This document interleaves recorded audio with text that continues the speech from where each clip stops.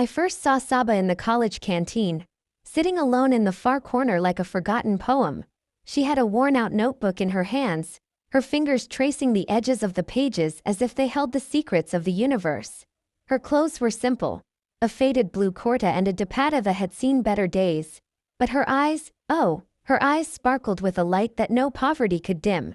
I was 18, carefree, and blissfully unaware of how one moment could rewrite a lifetime. My name is Ayesha. Life had been kind to me. My father was a government officer, my mother a graceful homemaker, and I was their only daughter, the princess of a comfortable middle-class home. College was just another checkbox on my privileged path. But Saba? She was fighting for every breath of opportunity. She sat there because she couldn't afford lunch. I had 2 sandwiches in my bag. Without thinking, I walked over and slid one across the table. Eat. I got an extra. She looked up, startled, then smiled shyly. Thank you. That was it. The beginning. Saba had no father. Her mother, Amna auntie, cleaned shops in the neighborhood. She'd wake at dawn, scrub for houses, and return home exhausted by dusk. Saba was her only child, her only hope. Yet Saba never complained. She'd say, "My mom is my hero. She's stronger than anyone I know." We were in the same English literature class. Saba's command of the language was breathtaking. She recited Shakespeare's sonnets like they were prayers from her soul. Professors stared in awe. I'd peek at her notes, neat, poetic, profound, and think, this girl will be a doctor. Or a poet. Or both. Our bond grew fast. I brought her home. My mother took one look and said, "This girl is gold." Saba blushed but glowed. She never asked for anything. If I gave her a book, she'd read it all night. If I offered clothes, she'd protest, "Ayesha, this is too expensive."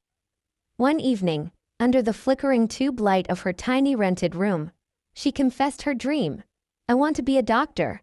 I'll treat poor kids for free. No child should die because their parents can't pay."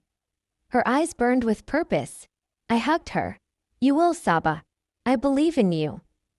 We studied together, stayed up late, shared dreams. She became my sister, not by blood but by soul. Time flew. We graduated. I landed a marketing job.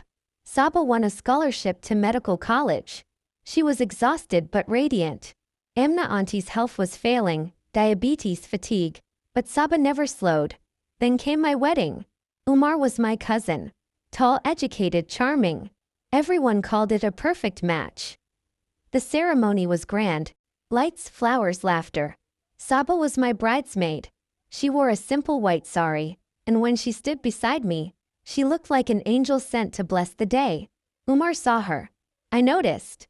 His gaze lingered too long, but I brushed it aside. He's just being polite. Post-wedding, we moved into a new apartment. Umar was sweet at first. Flowers, late-night talks, promises of forever. But then I fell ill. High fever, weakness. The doctor admitted me to the hospital for observation. Saba rushed to my side. "Ayesha, I'm here." She stayed all night holding my hand. Umar came briefly, then left. "Work emergency," he said. That night changed everything. I was half-conscious in the hospital bed. It was 2 a.m. The door creaked. Umar walked in. His eyes were strange, glassy, predatory. "Saba, go home. I'll stay with Ayesha." Saba stood. "Okay, bye." She left. The next morning, I woke to silence. No Saba. Her phone was off.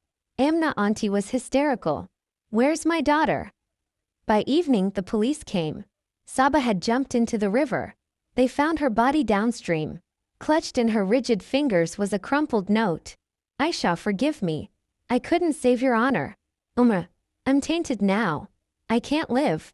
Your friendship was my life. It's over." I screamed until my throat bled. I came home from the hospital a ghost. Umar was normal.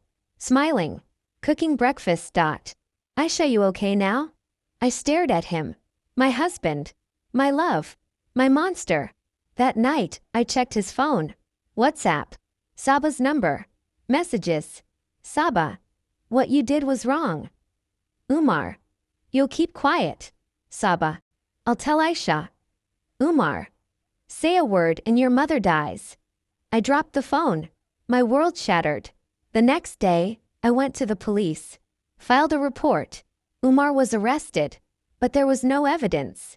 No witnesses. Saba was gone. He was released in 48 hours. He came home smiling. Ayesha, you made a mistake. I said nothing. But inside I was dead.